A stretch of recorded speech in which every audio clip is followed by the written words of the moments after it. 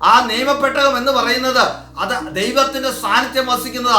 ദൈവ സാന്നിധ്യം നിറഞ്ഞ ഒരു പെട്ടകമാണ് നിയമപ്പെട്ടകം. അതിൽ ദൈവത്തിന്റെ സാന്നിധ്യം നിറയപ്പെടുന്നു. എന്നാൽ പുതിയ നിയമത്തിൽ കടന്നു വരുമ്പോൾ ദൈവത്തിന്റെ സാന്നിധ്യ പെട്ടകത്തിന് പകരം നമ്മളിലേക്ക് ഇറങ്ങുവാനിടയായി തീർന്നു. നമ്മൾ വിശുദ്ധിയില്ലാതെ ദൈവത്തിന് പ്രസാദമില്ലാത്ത രീതിയിൽ നമ്മുടെ ജീവിതത്തിൽ ജീവിച്ചാൽ ഒരിക്കലും ദൈവത്തിന്റെ ആത്മാവ് നമ്മളിൽ വസിക്കുവാനിടയായി തീർന്നില്ല.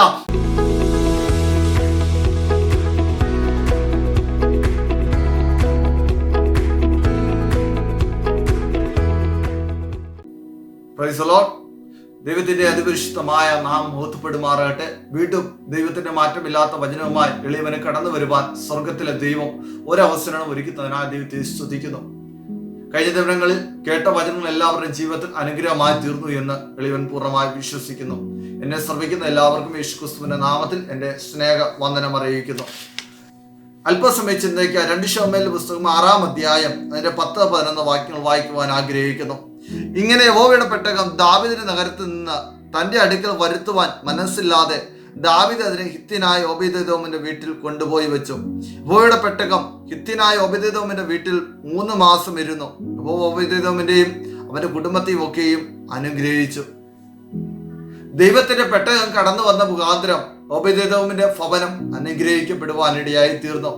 നമ്മുടെ ജീവിതത്തിൽ ദൈവത്തിൻ്റെതായ അനുഗ്രഹം കടന്നു വരണമെങ്കിൽ ദൈവത്തിന്റെ സാന്നിധ്യം നമ്മുടെ ഭവനങ്ങളിലേക്ക് കടന്നു വരുവാനിടയായി തീരണം. എങ്ങനെയാണ് ഓബേദ്ഏദോമിന്റെ ഭവനം അനുഗ്രഹിക്കപ്പെടുവാനിടയായി തീർന്നു എന്ന് വചനത്തിലൂടെ വിളിച്ചു പറയുവാൻ ആഗ്രഹിക്കുന്നു. അതിനു മുമ്പ് 1 ശമൂവേൽ 2 ശമൂവേൽ പുസ്തകത്തെ കുറിച്ച് ചുരുക്കമായ ചില കാര്യങ്ങൾ പറഞ്ഞിട്ട് വചനത്തിലേക്ക് കടക്കുവാൻ ആഗ്രഹിക്കുന്നു. ഈ പുസ്തകം ഇസ്രായേലിലെ എല്ലാവരാലും ബഹുമാനിക്കപ്പെടുന്ന ശക്തനായ ആത്മീയ നേതാവും യഹോവ തന്റെ ദൈവിക ഭരണം നിലനിൽക്കുന്നതിന് ഉപയോഗിച്ച പ്രവാചകനുമായ ശമൂവേലിന്റെ പേരിലാണ് ഈ ലേഖനം അറിയപ്പെടുന്നത്. 1 ശമൂവേൽ പുസ്തകം ശമൂവേലിന്റെ ജനനം മുതൽ ശൗലിന്റെ മരണം വരെ കാണുവാൻ കഴിയുന്നു. BC 1105 മുതൽ 1010 വരെ അതിന്റെ ചരിത്രം കാണുവാൻ കഴിയുന്നു. 2 ശമൂവേലിന്റെ പുസ്തകം ദാവീദിന്റെ ഭരണകാലം മാത്രം രേഖപ്പെടുത്തുന്ന ഏകദേശം 40 വർഷത്തെ ചരിത്രം അതിൽ കാണുന്നു. BC 1010 മുതൽ 970 വരെയുള്ള ചരിത്രങ്ങളാണ് ഇവിടെ കാണുവാൻ കഴിയുന്നത്. നമ്മൾ വായിച്ച വാക്യത്തിലേക്ക് മടങ്ങി വരുവാൻ എളിവൻ ആഗ്രഹിക്കുന്നു. ഹിത്യനായ ഓബേദ്ഏദോമിന്റെ ഭവനത്തിലേക്ക് ദാവീദ് സന്തോഷത്തോടെ കൊണ്ടുവയ്ക്കുകയല്ല, മനസ്സില്ലാതെ, എന്ന് വെച്ചാൽ അവന്റെ ദേശത്തേക്ക്, ദാവീദിന്റെ ദേശത്തേക്ക് ആ പെട്ടകം കൊണ്ടുപോകാൻ കഴിയാത്ത ഒരു സാഹചര്യം കടന്നു വന്നപ്പോൾ ഓബേദ്ഏദോമിന്റെ ഭവനത്തിൽ കൊണ്ടുവച്ചു. 4 സ്ഥലങ്ങളിൽ ദൈവത്തിന്റെ പെട്ടകം കടന്നു വന്നപ്പോൾ അവർക്കെല്ലാം ഒരു പ്രയാസമായി തീർന്നപ്പോൾ ഓബേദ്ഏദോമിന്റെ ഭവനത്തിൽ കടന്നു വന്നപ്പോൾ അതൊരു അനുഗ്രഹമായി തീരുവാനിടയായി തീർന്നു. 1 ശമൂവേലിന്റെ പുസ്തകം 5-ാം അധ്യായം അവിടെ പഠിച്ചു വരുമ്പോൾ അതിന്റെ 6-ാം വാക്യത്തിൽ മുതൽ കാണുമ്പോൾ ഫെലിസ്ത്യർ ദൈവത്തിന്റെ പെട്ടകം പിടിച്ചെടുത്ത് അവരുടെ ദേശത്തേക്ക് പെട്ടകം കൊടന്നു എന്ന് അസ്തോദിൽ കൊണ്ട് ദൈവത്തിന്റെ പെട്ടകം കൊണ്ട് വയ്ക്കുവാനിടയായി തീർന്നു. എന്നാൽ അവിടെ അസ്തോദിൽ ദൈവത്തിന്റെ പെട്ടകം വെച്ചുവെങ്കിലും ആ പെട്ടകം ഇരുന്ന മുഖാന്തരം അവരുടെ വിളയെല്ലാം നശിച്ചു പോകുവാനും അവർക്കെല്ലാം രോഗങ്ങളാൽ പ്രയാസമായി, ഇവിടെ കാണുന്നത് മൂലരോഗത്താൽ അവർ ഭാരപ്പെട്ടു എന്ന് പ്രയാസമായി തീരുവാനിടയായി തീർന്നു. നമുക്ക് വചനം പഠിക്കുമ്പോൾ ദൈവത്തിന്റെ പെട്ടകം കടന്നു ചെല്ലുന്നതും എല്ലാം അനുഗ്രഹിക്കപ്പെടുമായിരുന്നു. ഇസ്രായേൽ ഇസ്രായേലിൽ നിന്ന് കടന്നു വന്നപ്പോൾ ദൈവത്തിന്റെ പെട്ടകം അവർ കൂടിയിരുന്നപ്പോൾ എല്ലാം അനുഗ്രഹമായി തീർന്ന ആ പെട്ടകം ഫെലിസ്ത്യരുടെ കയ്യിൽ ചെന്നപ്പോൾ ഫെലിസ്ത്യർ അത് പിടിച്ചെടുത്തു കൊണ്ടുപോയപ്പോൾ അവർക്കതൊരു പ്രയാസമായി തീർന്നു. ഒന്ന്, അവർ അസ്തോദിൽ അവർക്ക് അവിടെ പെട്ടകം കൊണ്ടുവച്ചപ്പോൾ അവരുടെ വിളയെല്ലാം നഷ്ടപ്പെട്ട് അതവർക്കൊരു പ്രയാസമായി, രോഗത്താൽ അവർ ഭാരപ്പെടുവാനിടയായി തീർന്നു. അവിടുന്ന് പെട്ടകം അവര് ഗത്തിലേക്ക് കൊണ്ടുപോകാനിടയായി തീർന്നു. ഗത്തിൽ കടന്നു ചെന്നപ്പോഴും ഇതേ അവസ്ഥ തന്നെയാ, അവർക്കും അവിടെ പ്രയാസങ്ങളും രോഗങ്ങളുമായി ഭാരപ്പെടേണ്ടി വന്നു.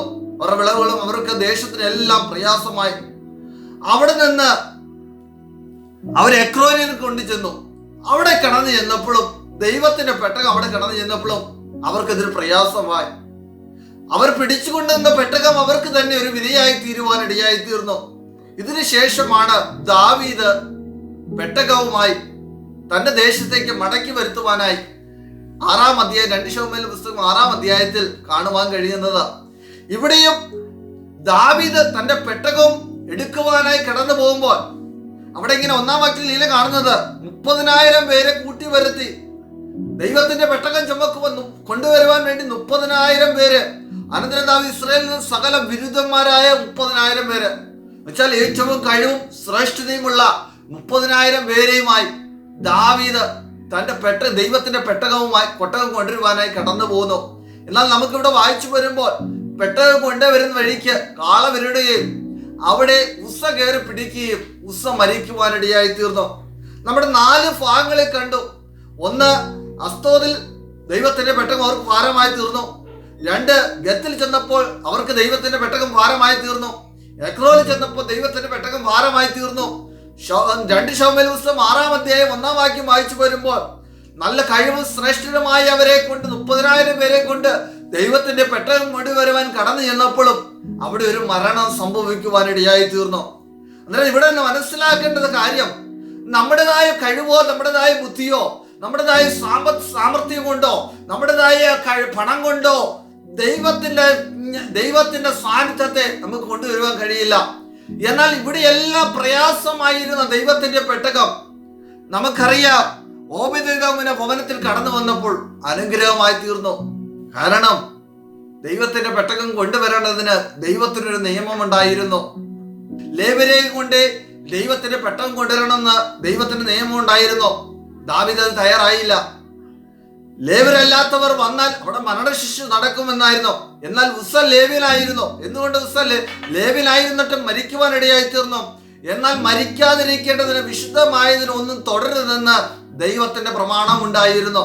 ഈ പ്രമാണമെല്ലാം ഉണ്ടായിരുന്നിട്ടും അതൊന്നും അനുസരിക്കാതെ ദൈവത്തിന്റെ പെട്ടകം ഇഷ്ടം പോലെയുള്ള രീതിയിൽ കൊണ്ടുവന്നാൽ ഒരിക്കലും ദൈവത്തിന്റെ പെട്ടകം കൊണ്ടുവരുമ്പോൾ അത് ആർക്കും അനുഗ്രഹമായി തീർന്നില്ല.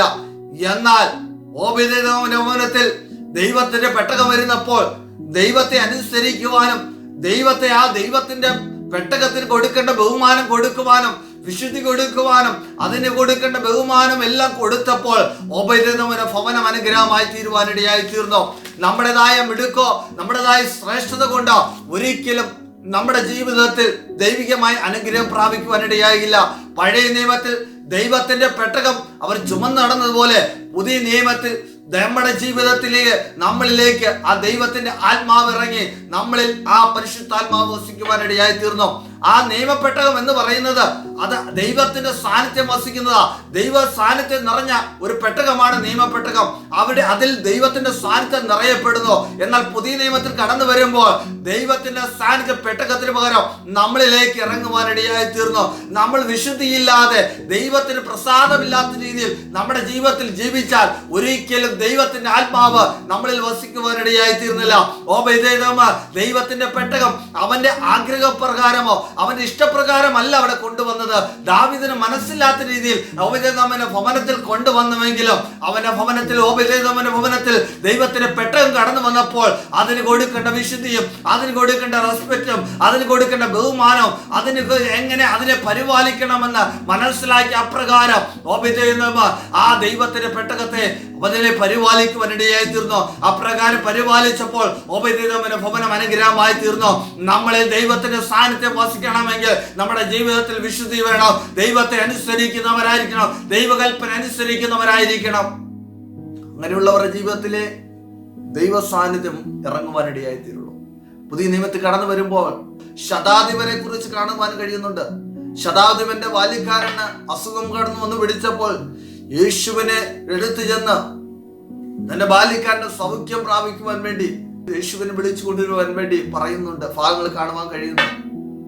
എന്നാൽ യേശു കടന്നു വന്നപ്പോൾ ശതാധിപൻ പറഞ്ഞത്, ഞാൻ വന്ന് അവനെ സൗഖ്യമാക്കാന്ന് പറഞ്ഞു. അതിനെ ശതാധിപൻ, കർത്താവേ, നീ എന്റെ പുരയ്ക്കകത്ത് വരുവാൻ ഞാൻ യോഗ്യനല്ല. ഒരു വാക്ക് മാത്രം കൽപ്പിച്ചാൽ എന്റെ ബാല്യക്കാരന് സൗഖ്യം വരും. ശതാധിപന്റെ മുമ്പിൽ പറഞ്ഞാൽ കൽപ്പിച്ചാൽ അനേകർ അവന്റെ മുമ്പിലുണ്ട്. അധികാരത്തിന് കീഴിൽ ആൾക്കാരുണ്ട്.